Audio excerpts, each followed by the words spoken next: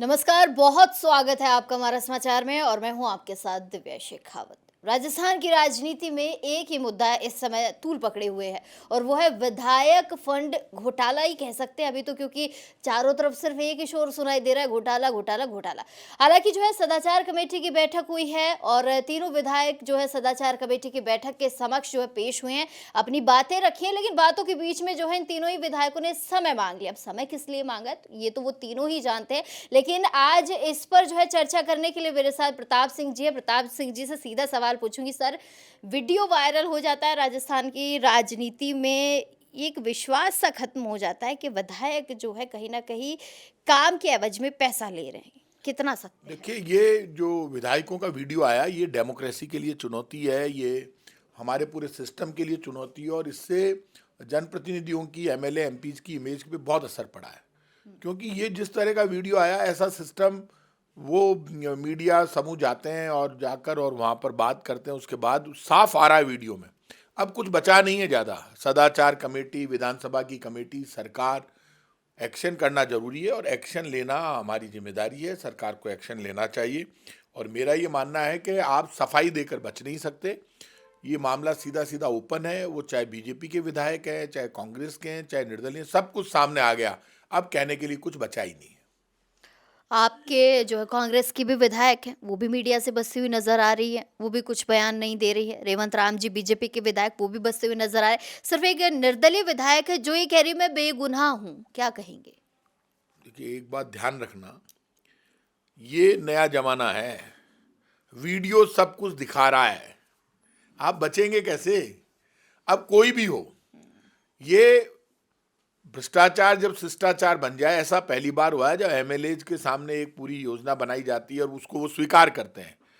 ये जितनी भी एमएलए की निधि है उसकी जांच होनी चाहिए, सच्चाई सामने आनी चाहिए। क्योंकि ये करप्शन, देखिए, वैसे तो भाजपा की सरकार में दाल पूरी काली है, ऊपर से लेकर नीचे तक सिर्फ भ्रष्टाचार चल रहा है। मुख्यमंत्री सचिवालय से लेकर मंत्री, एमएलए, सब किसी डिपार्टमेंट में बिना पैसे के कोई काम नहीं हो रहा। अब विधायक भी इसी काम में लग गए, तो इससे बड़ा पाप कुछ नहीं हो सकता। अच्छा, मुझे प्रताप जी एक बात बताइए कि तीनों ही विधायकों ने अब समय मांगा और सब ये कह रहे हैं कि हम तो वीडियो में जो है सिर्फ दिखाई दे रहे हैं, लेकिन हम लोगों ने ना तो पैसे मांगे, ना हमारा वीडियो से कोई खास ऐसा लेना देना, मतलब कहीं ना कहीं अपने आप को बेगुनाह साबित करने की कोशिश कर रहे हैं। क्या जनता मूर्ख है जो वीडियो देखकर समझ नहीं पा रही, या विधायक जो है वो जनता को मूर्ख समझते हैं? नहीं, देखिए, वीडियो में सब कुछ आ रहा है और इसमें ज़्यादा मैं इसलिए कुछ नहीं बोलूँगा कि वीडियो में सब कुछ देख रहे हैं।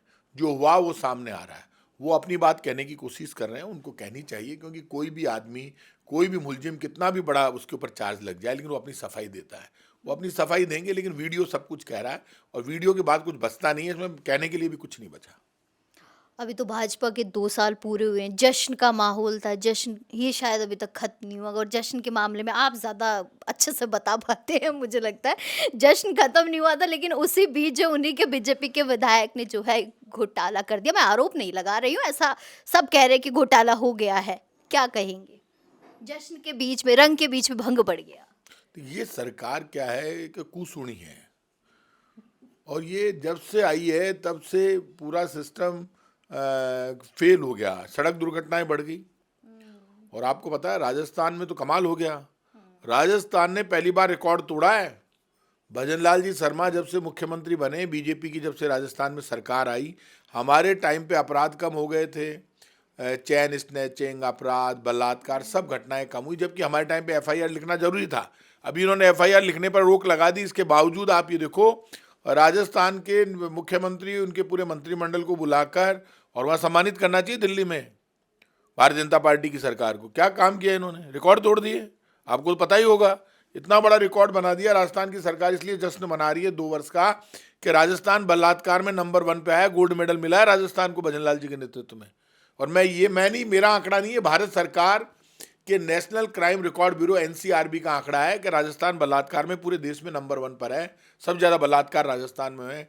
जब सबसे ज़्यादा चैन स्नैचिंग राजस्थान में हुई है। महिलाएं बाहर निकलने से डरती है। किडनैप माफिया सबसे ज़्यादा तेजी से राजस्थान में पनप रहा है। राजस्थान में रात को लोग निकलने से डरते हैं। राजस्थान करप्शन के मामले में अव्वल नंबर पे आया है। तो राजस्थान के जो हालात बने हैं, सड़क दुर्घटनाओं में राजस्थान नंबर 1 पे आया है। इनको सम्मानित करना चाहिए। 2 वर्ष का जश्न मना रहे हैं ये।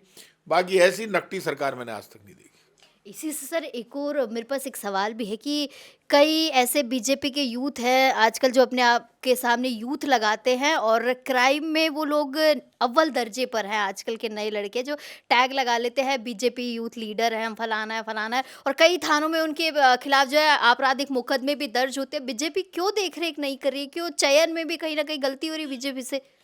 इस देश में जितना किडनैप माफिया और नए माफिया खड़े हुए हैं, उनको खड़ा करने में बीजेपी का बहुत बड़ा योगदान है। ये बात सब जानते हैं और उनको सेफ्टी भी बीजेपी के नेता देते हैं। और ये जो हालात बिगड़े हैं, ऐसे में मैं ये मानता हूं कि बीजेपी ने खौफ के जरिए पूरा एक खौफ पैदा कर दिया। हर गली में सारे जिस तरह के लोग बीजेपी ने इकट्ठे किए हैं, तो बीजेपी का ये खौफ ज़्यादा दिन चलने वाला नहीं है। अभी हालात बहुत ख़राब है और मैं आपको बता दूंगा ये बीजेपी वालों के दिन इतने ख़राब आएंगे कि जो भगवान राम के, महात्मा गांधी के सगे नहीं हो सकते, वो देश के सगे नहीं हो सकते। इसी पे बात कर लेते हैं। मनरेगा के नाम को लेकर भी काफ़ी जो है मामला तूल पकड़े हुआ है और उधमपुर के एक सांसद है, उन्होंने तो ये कहा है कि जय श्री राम के नारे लगाइए और अगर पति पत्नी में झगड़ा हो, ब्याह नहीं हो रहा, काफ़ी कुछ उन्होंने जो है सदन की कार्रवाई के दौरान कहा है। इसको कैसे देखते हैं आप? अब पता नहीं ये कौन महान सांसद है। अजय भट्ट जी है सर उनका नाम और काफ़ी जो है उनका वीडियो भी वायरल हो रहा है इन दिनों। वो कह रहे हैं कि अगर कलेश हो, पति पत्नी में हो, झगड़े हो, ब्याह नहीं हो रहा हो, आप सभी लोग राम जय श्री राम के नारे लगाइए, सारे काम झंझट जो है सॉल्व हो जाएंगे। मैंने इन महान नेताजी का बयान सुना नहीं। ये जो बातें कर रहे हैं इनके बारे में क्या बोलना, आप तो और कोई बताओ सवाल। मनरेगा के नाम को लेकर क्या कहेंगे, कितना देखिए, सही? महात्मा गांधी, द ग्रेट महात्मा गांधी, जो राम के सबसे बड़े भक्त थे, भगवान राम के, जो हमेशा गाते थे रघुपति राघव राजा राम, पति तपावन सीता राम, वैष्णव जन तो तेने कहिए पीर पराई जाने रे, ईश्वर अल्लाह तेरो नाम, सबको सन्मति दे भगवान, चाहे गीता चाहे कुरान, सब में बसते राजा राम। ये बयान सिर्फ और सिर्फ महात्मा गांधी दे सकते हैं। चाहे गीता चाहे कुरान, सब में बसते राजा राम। द ग्रेट राज भगवान राम के लिए उन्होंने कहा पूरे ब्रह्मांड में, हर ग्रंथ में, हर धर्म में भगवान राम बसते हैं। और आपने नाटक कर दिया और मीडिया के लोगों ने भी कमाल कर दिया। विकसित भारत ग्रामीण रोजगार गारंटी कानून नाम रखा है नया। ये योजना थी हमारी महात्मा गांधी ग्रामीण रोजगार गारंटी कानून, 100 दिन की, जिसमें हर व्यक्ति को यदि जाएगा गांव में, पंचायत में, तो उसको 100 दिन का रोजगार मिलेगा। रोजगार नहीं देंगे तो 100 दिन का पैसा देंगे। ये तो नियम है। इन्होंने कहा कि साहब इसका नाम उन्होंने महात्मा गांधी से हटा दिया और कहते हैं GVB राम जी यूं कर दिया। झूठ बोल रहे हैं मीडिया वाले, क्यों कर रहे हैं? राम जी का नाम ही नहीं है उस योजना में कहीं पर भी। और उसको शॉर्ट फॉर्म में आर की जगह आर को राम दिखा दिया, तो उसमें लिखित में कर देते ना राम। ना ये राम के सगे हैं, ना महात्मा गांधी के सगे हैं। और योजनाएं बदलने से योजनाएं इनकी नहीं हो जाएगी।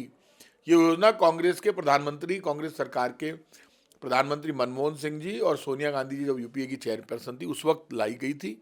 और इस योजना के लिए बीजेपी की सरकार ने कहा था कि हम इसको बड़े सम्मान के साथ विदाई देंगे, नरेगा को हटाएंगे। आज उसी नरेगा को इनको मानना पड़ रहा है।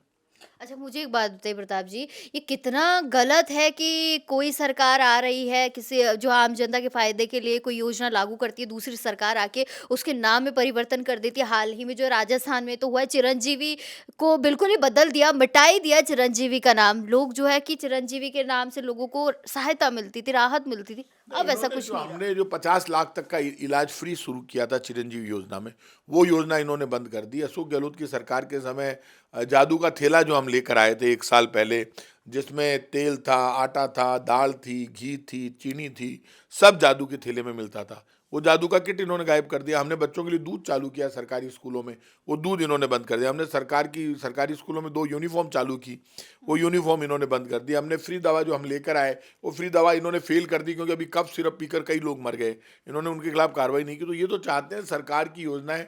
और इन्होंने तो बहुत बड़ा वादा किया था, पेट्रोल डीजल बराबर करने वाले थे पड़ोसी राज्यों के। आज तक पेट्रोल डीजल बराबर नहीं हुआ पड़ोसी राज्य, आज भी 11 रुपये महंगा बिक रहा है राजस्थान में। नहीं, बिल्कुल आपकी कफ सिरप से मुझे भी खांसी हो रही है सर। मैं डर के मारे कफ सिरप नहीं पी रही हूँ, भगवान की कसम, कहीं पीकर सोऊं और मैं सो ना जाऊं। नहीं, आप कफ सिरप पियो तो ध्यान रखना, ये राजस्थान की सरकार की कफ सिरप से लोगों की डेथ हो गई है। लेकिन कफ सिरप पहले डॉक्टर से बात करना, फिर लेकर आना।